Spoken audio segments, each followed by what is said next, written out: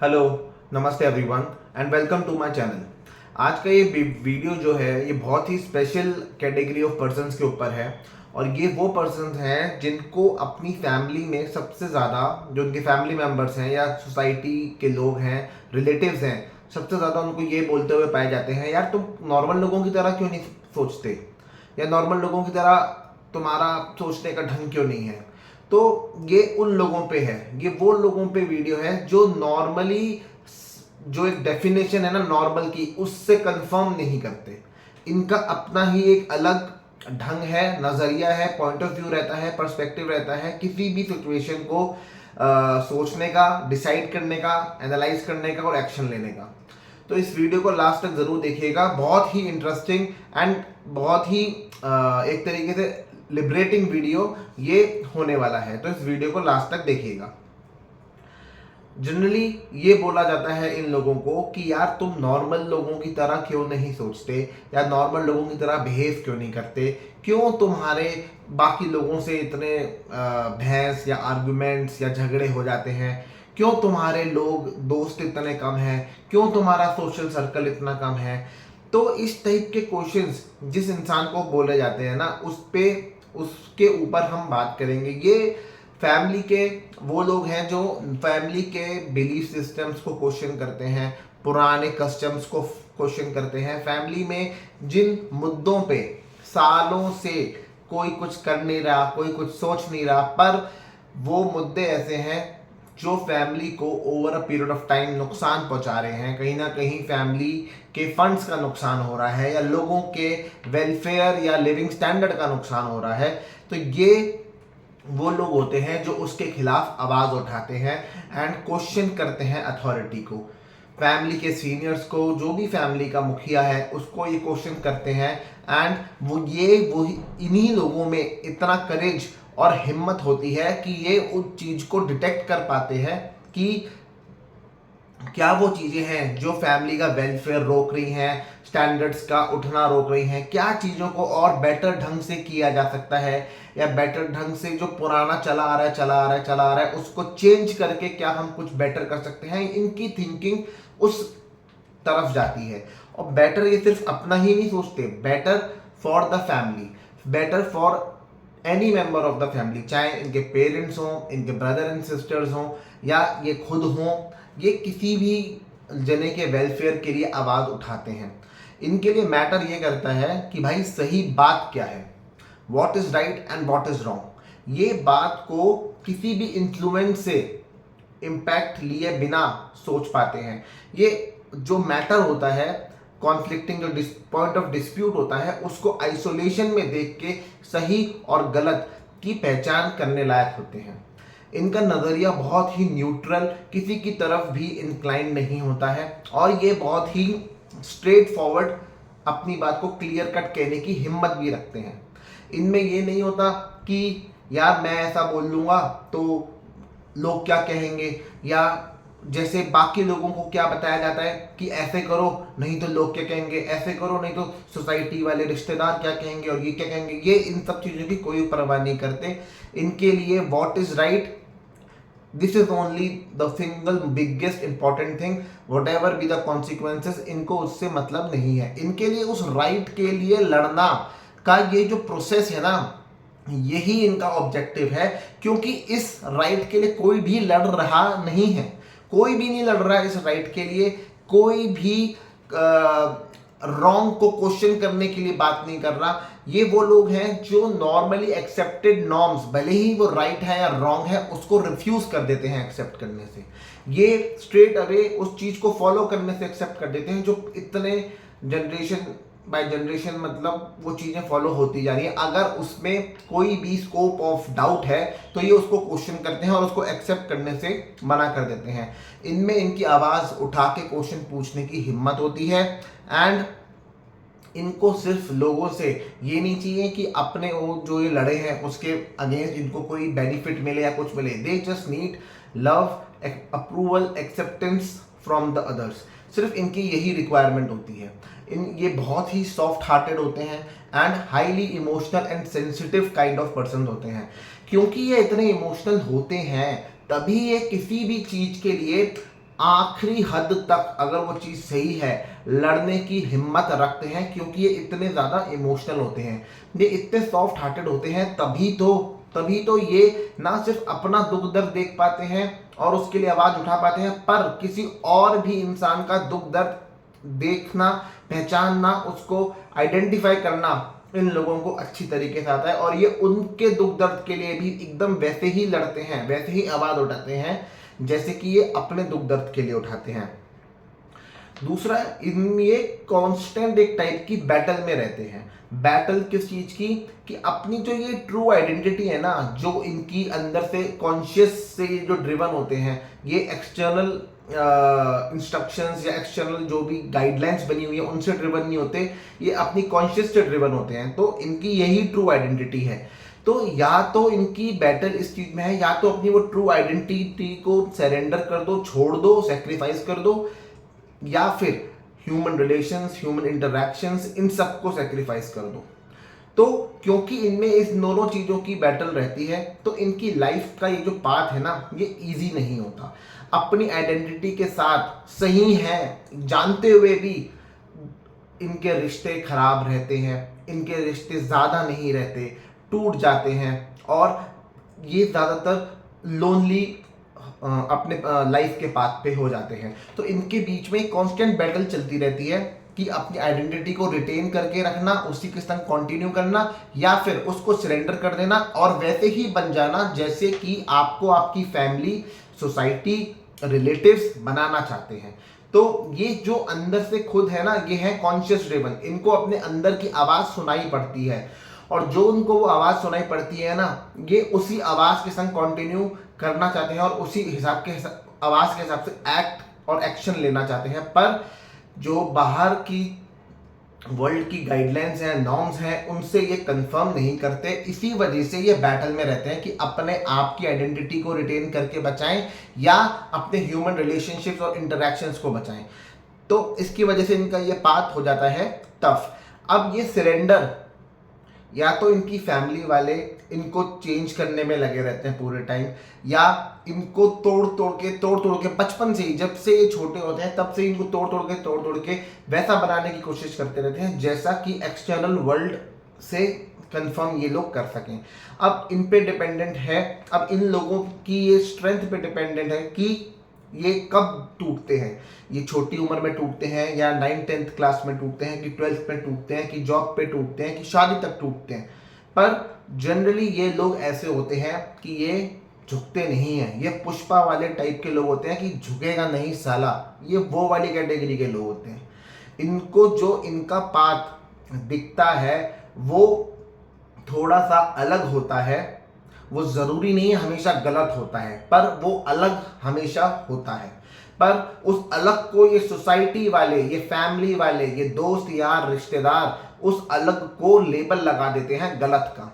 So they are misunderstood. Maximum times ये misunderstood होते हैं, मिसजज्ड होते हैं। इनको बदतमीज, गंदा बच्चा, अकड़ू और नॉर्मल ना होना, इस टाइप से इनको बुलाया जाता है। इनको एबनॉर्मल बुलाया जाता है। इनको बुलाया जाता है यार तुम कभी कोई बात जनरल तरीके से सोच ही नहीं पाते, यार ये तो जनरल करने के काम है, तुम्हें इसमें भी दिक्कत है। तो इस टाइप की बात होती है। फैमिलीज के लॉन्ग टर्म पेंडिंग डिस्प्यूट्स, जिस पे फैमिली के सीनियर्स हाथ पे हाथ धरे बैठे रहते हैं, क्योंकि उसको करने के लिए एक्शन लेना पड़ेगा, कुछ चेंजेस लाने के लिए आवाज उठानी पड़ेगी, मेहनत करनी पड़ेगी, पर फैमिली के सीनियर्स उस पे हाथ धरे बैठे रहते हैं और वो issues generation to generation carry forward होते होते नीचे तक आते रहते हैं। ये वो लोग होते हैं जो इस टाइप के इश्यूज को रिजॉल्व करने के लिए आवाज उठाते हैं। ये अपने सीनियर्स को क्वेश्चन करते हैं कि क्यों ये इश्यूज अब तक आपने रिजॉल्व नहीं करे, and these issues need to be resolve for the better future of the family. तो ये उस फैमिली के फ्यूचर में सिर्फ उनका ही फ्यूचर नहीं होता, बाकी सबका भी फ्यूचर होता है, पर बाकी कोई आवाज नहीं उठाता, सिर्फ ये लोग आवाज उठाते हैं कि इन लॉन्ग टर्म डिस्प्यूट्स, भले ही वो कोई प्रॉपर्टी का डिस्प्यूट हो जिसमें जॉइंट ओनरशिप हो और उसको कल को इनहेरिटेंस अगर आप देखे जाओ तो फिर उसमें कल को भी जॉइंट ओनरशिप रहेगी, तो इनकी कहना ये होता है कि प्रॉपर्टीज को सेपरेट कर दो, अलग अलग डिवाइड कर दो किसके नाम पे क्या है, ताकि इनहेरिटेंस के बाद एटलीस्ट बाद में कोई झगड़ा लफड़ा कोई कोर्ट केस इस टाइप का कुछ ना हो। तो इस टाइप के इश्यूज जो लॉन्ग पेंडिंग चले आ रहे हैं ना जनरेशन टू जनरेशन, ये उनको रिजॉल्व करने की कोशिश करते हैं, चेंज लाने की कोशिश करते हैं। तो इसी वजह से ना ये जनरेशनल कर्स ब्रेकर्स भी होते हैं। जो भी कर्स किसी डिस्प्यूट के फॉर्म में, किसी टॉक्सिसिटी के फॉर्म में, नार्सिज्म के फॉर्म में, किसी भी फॉर्म में कोई भी कर्स जो जनरेशन बाय जनरेशन नीचे आता जा रहा है, ये उस चेन को तोड़ देते हैं। ये उस चेन को तोड़ने की हिम्मत करते हैं, अपनी टांग अड़ा देते हैं बीच में कि ये चीज अब चेंज होगी, जो अब तक चेंज नहीं हुई वो अब चेंज होगी, क्योंकि अब कोई ऐसा है जो इस चीज के लिए अब आवाज उठाएगा और इस चीज के काम को करके रहेगा। इसी कॉन्सेप्ट पे जब मूवी पे ये फॉर्मूला लगा के मूवी बनती है ना, तो वो मूवी सुपर हिट होती है, लोग सीटियां मारते हैं, लोग मूवी को सुपर डुपर हिट करा देते हैं। ठीक है, बड़े स्क्रीन पे तो हम हीरो ये काम करें ना अगर, तो बहुत ताली पीटते हैं, सीटियां बजाते हैं और मूवी को हिट कर देते हैं। मतलब ये चीज को हम सेलिब्रेट करते हैं अगर ये बड़ी स्क्रीन पे दिखाई जाती है। पर जब यही चीज रियल लाइफ में फैमिली में आप ही का बच्चा करता है ना, तब उसको क्रिटिसाइज करा जाता है, तब उसको ये बोला जाता है भाई तू नॉर्मल लोगों की तरह बिहेव क्यों नहीं करता। तो ये एक्चुअली में रियल लाइफ हीरोज हैं, इनको सोसाइटी को इन टाइप के लोगों की जरूरत है। ये वो लोग हैं जिनको सोसाइटी के कॉमन पैटर्न्स को फॉलो नहीं करना और उसमें क्या इम्प्रूवमेंट कैसे कर सकते हैं वो चीज इन लोगों को नजर आती है, जो बाकी जनरेशन को, बाकी लोगों को नहीं आती, क्योंकि उनको कंफर्म करना है सोसाइटी के नॉर्म्स से, क्योंकि उनको वेरी गुड का एक टैग चाहिए। इनको एक्सटर्नल वैलिडेशन से कोई मतलब नहीं होता। ये किसी भी लोग ये किसी भी टाइप की तारीफ एप्रिसिएशन पे डिपेंडेंट नहीं होते। इनको जो चीज करनी है वो करनी है, भले ही आप इसको ठीक समझो गलत समझो, जो है सो है। सोशल मीडिया पे जो एक्सटर्नल वैलिडेशन के चक्कर में लोग इतना कुछ पोस्ट करते हैं जस्ट कि उनको एक फील मिले कि हाँ they are socially viable, socially accepted, इनको उस चीज की कोई परवाह नहीं होती। तुम एक्सेप्ट करो ना करो, जो है यही है और यही सच है और यही रहेगा। तो ये उस चीज से ड्रिवन होते हैं, ये अपनी कॉन्शियस से ड्रिवन होते हैं। ये किसी भी इंसान के कुछ कहने पे इन्फ्लुएंस होके ये वो चीज नहीं करते। और जैसा कि मैंने आपको बताया, ये हाईली इमोशनल और इंसेंसिटिव लोग होते हैं, इस वजह से इनको दूसरे का भी दुख दर्द भांप लेते हैं ये लोग। फैमिली में अगर ऐसा एक बेटा है तो उसको फैमिली के बाकी लोगों का फेस देख के, उनकी बॉडी लैंग्वेज देख के, फेशियल एक्सप्रेशंस देख के, उसके काम करने के ढंग देख के ये वो चीज पकड़ लेते हैं कि कुछ तो गड़बड़ है, कुछ हुआ है, क्या हुआ है। फिर वो चीज को समझते हैं और उस चीज को ठीक करने की कोशिश करते हैं। इनकी ऑब्जर्वेशन बहुत अच्छी होती है, बहुत हाई मतलब डीप ऑब्जर्वेशन ये करते हैं एंड कॉज निकालने की कोशिश करते हैं कि what is the cause of this unhappiness. कोई भी चीज जो गलत हुई, जो भी डिस्प्यूट है, जो भी रिलेशनशिप्स खराब है, जो भी कम्युनिकेशन नहीं हो रही मेंबर्स के बीच में, तो वो क्यों नहीं हो रही, क्या वो रीजन है। वो ही पैटर्न फॉलो करने से मना कर देते हैं। So they are generational curse breakers होते हैं। तभी वो जो पुराना कर्स चला आ रहा है generation by one generation to another, तो वो उस चेन को ब्रेक कर देते हैं। So they are conscious driven and they do not seek external validation. ये इजी बात नहीं है। इसी चक्कर में क्या है, इनका सोशल सर्कल ना बहुत छोटा होता है, ये ज्यादा नहीं होता। रिलेशनशिप्स भी इनके ज्यादा लोगों के साथ नहीं होते। मतलब फॉर्मेलिटी वाले भले ही ये मेंटेन कर लें, पर वो भी ये ज्यादा कर नहीं पाते। Actual deep relation, true relation इनके बहुत कम होते हैं एंड पर जो भी रिलेशन इनके वो थोड़े से भी होते हैं ना, वो बहुत ही डीप एंड लॉन्ग लाइफ होते हैं, वो आसानी से टूटते नहीं हैं। और दूसरी बात, ये सोशल सर्कल इनका इतना छोटा है होता है इसी वजह से, क्योंकि इनका सोचने का नज़रिया, किसी भी चीज़ पर रिएक्ट करने का नज़रिया, किसी भी चीज़ को एनालाइज करके देखने का नज़रिया उसके, तो वो सब कुछ इनका एक डिफरेंट होता है, ठीक है। तो हाईली लॉजिकल होते हैं, अपनी बात को सपोर्ट करते हुए जस्टिफाई करने के लिए इनके पास पूरा एक लॉजिक होता है, एकदम एक रीजनिंग प्रॉपर होती है कि ये जो भी कह रहे हैं ये क्यों कह रहे हैं। इस कैटेगरी के लोग बहुत ही रेयर होते हैं। अगर आपकी फैमिली में भी कोई बच्चा ऐसा है तो जरूरत उसको तोड़ तोड़ के ठीक करने की नहीं है, वो ऑलरेडी ठीक है। उसके दिमाग में भगवान ने ऑलरेडी ठीक वायरिंग करके ही भेजी है कि वो अपने हार्ट एंड सोल की आवाज को सुन सकता है, जो आज की डेट में सब लोगों की सुनने बंद हो चुकी है। तो भगवान ने एटलीस्ट उसकी ये शक्ति जो उसको दी है, प्लीज अगर आपकी फैमिली में ऐसा कोई बच्चा है तो उसको तोड़ तोड़ के मॉडिफाई करके ठीक करने की कोशिश मत करो, उसको चेरिश करो, उसको प्रोटेक्ट करके रखो। They just need your love, appreciation and your acceptance, your approval. That's all. उनको और कुछ नहीं चाहिए। भले ही वो जिसके लिए भी लड़े, वो उनको थैंक यू बोले ना बोले, वो उनको कुछ रिटर्न में कुछ उनको दे ना दे, उनको कोई मतलब नहीं है। उनके लिए उस राइट के लिए लड़ना ही उनका रिजल्ट है। ये जो राइट के लिए लड़ने का उन्होंने कर्म करा ना, ये कर्म ही उनका फल है। भले ही इस लड़ने के बाद वो राइट हो जाए या वो राइट ना होए, पर जो लड़े ना वो लड़ना ही उन्होंने पा लिया अपना फल उस लड़ाई करने में। तो हाईली लॉजिकल है, बहुत ही रेयर होते हैं। अपनी बीवी की बात अगर सही है तो उसके लिए अपनी माँ से लड़ जाएंगे, माँ की बात अगर सही है तो अपने बाप से लड़ जाएंगे, और बाप और माँ दोनों की बात सही है तो अपने ग्रैंडफादर से लड़ जाएंगे। ये उस टाइप के लोग हैं।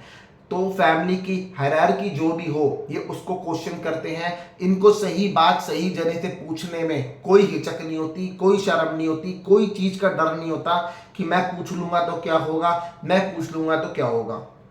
कंसिस्टेंट होते हैं ये लोग। ये इनका बात को आइसोलेशन में देखने का जो इनकी स्ट्रेंथ होती है ना, किसी भी चीज से इन्फ्लुएंस हुए बिना, ये इनकी बहुत ही यूनिक स्ट्रेंथ होती है। इसी वजह से ये न्यूट्रल होके किसी भी बात पे डिसीजन जो लेते हैं, बहुत ही बैलेंस्ड डिसीजन वो होता है। एंड पर प्रॉब्लम क्या है, क्योंकि ये अकेले होते हैं, लोनली होते हैं, तो अपने पेन के साथ ये जीते हैं। सच बोलने से ये रुकते नहीं, पर ये झुकते भी नहीं। ये सोसाइटी की बेड़ियां तोड़ने वाला काम करते हैं, सोसाइटी को रिफॉर्म करने वाला काम करते हैं, पर इन बेड़ियों को तोड़ने के चक्कर में ये खुद भी काफ़ी लॉस में रहते हैं, इमोशनल लॉस में रहते हैं। एंड क्योंकि लोनलीनेस मैंने बताया, ये लोनली होते हैं, इनका सर्कल इतना बड़ा नहीं होता, तो सब कुछ सबके लिए करते हैं, पर विदाउट एनी एक्सपेक्टेशन कि सामने से कोई मेरे लिए कुछ करे ना करे। बड़ा छोटा क्या होता है, तमीज बदतमीज, इन सब फिल्टर्स से ये अपनी बात को फिल्टर करके नहीं बोलते। बात को फिल्टर ये सिर्फ एक ही पैरामीटर पे करते हैं, राइट या रॉन्ग। ये रॉन्ग एक्सटर्नल वर्ल्ड जो सुनना चाहता है ना, ये वो कभी नहीं बोलते। इनको जो बोलना है, इनको जो मैसेज कन्वे करना है, ये स्ट्रेट फॉरवर्ड वो मैसेज कन्वे करते हैं उस एक्सटर्नल वर्ल्ड को, उस रिलेटिव्स को, उस सोसाइटी को, जिसको भी ये बोलना चाहते हैं। किसी भी सिचुएशन के आर पार देखने की इनकी में एबिलिटी होती है। जो भी ऑन द सरफेस दिख रहा है ना, जो भी ऑन द सरफेस दिख रहा है, उसके पीछे की स्टोरी क्या है, वो पढ़ने की इनमें क्षमता होती है, कैपेबिलिटी होती है। तो इस तरीके से इतने ये यूनिक होते हैं। और अगर आपकी फैमिली में भी ऐसा कोई बच्चा है तो वो एसेट है आपकी फैमिली का। प्लीज उसको तोड़ तोड़ के मॉडिफाई करके, और जो कॉमन टाइप के या यस सर करने वाली जो भीड़ है, जो भेड़ चाल है ना, उसको उस भेड़ चाल का पार्ट बनाने की कोशिश मत करिए। भगवान ने उसको कुछ खास पर्पस के लिए ही ऐसा बनाया है, और ऐसे लोग जनरली वो ही करते हैं जो एक नॉर्मल उनकी फैमिली की लीग से कुछ हटके होता है। चाहे वो नेगेटिविटी भी फैमिली की अगर जो जनरेशनल होती है ना, वो उसको ब्रेक करके पॉजिटिविटी लेके आते हैं। तो यही उनका बड़ा पर्पस होता है, क्योंकि ये पर्पस कोई और टाइप के लोग फिर पूरा नहीं कर पाते, जो यस सर वाली मेंटालिटी के होते हैं। उनको तो एक्सटर्नल वैलिडेशन चाहिए, वो वही करेंगे जो वर्ल्ड चाहेगा उनसे कराने का। ये लोग किसी के भी कंट्रोल में नहीं आते। लोग कंट्रोल करना चाहते हैं, फैमिली वाले चाहते हैं इनको कंट्रोल करना, इनकी बीवी चाहती है, इनके हस्बैंड चाहते हैं इनको कंट्रोल करना, पर ये कंट्रोल में नहीं आते। इसी चक्कर में इनके डिस्प्यूट रहते हैं, इनके आर्ग्यूमेंट्स रहते हैं, क्योंकि इनको हर बात के ऊपर इनकी जो ओपिनियन होती है ना, वो जनरल ओपिनियन नहीं होती, वो एक डिफरेंट ओपिनियन होती है, एक डिफरेंट पॉइंट ऑफ व्यू होता है जो दूसरा बंदा नहीं देख पाता है। तो काउंटर ओपिनियन रखते हैं, कॉन्ट्रेरी व्यूज रखते हैं ये लोग, एंड कंफर्म नहीं करते जो सोसाइटल नॉर्म्स होते हैं, फैमिली के नॉर्म्स होते हैं उन लोगों से। तो ये वो स्पेशल कैटेगरी के लोग होते हैं। एंड अगर आपकी फैमिली में भी कोई ऐसा स्पेशल कैटेगरी का इंसान है तो ही और she needs to be cherished, protected, and ज़बरदस्ती उनको मोल्ड करने की कोशिश मत करिए। ये जो इंसान है ये आपकी फैमिली के लिए एक एसेट है, सोसाइटी के लिए एसेट है, और ऐसे लोगों की ही ज़रूरत इस सोसाइटी को है अपनी कमियों, अपनी खराबियों को ठीक करने के लिए। सो कैसा लगा आपको ये वीडियो? कमेंट बॉक्स में फीडबैक ज़रूर दीजिएगा। अगर आप भी इसी टाइप के, इसी कैटेगरी के हैं तो प्लीज़ अपना एक्सपीरियंस भी कमेंट बॉक्स में शेयर करिएगा, एंड वीडियो को लाइक कीजिएगा, and subscribe to the channel. Thank you so much.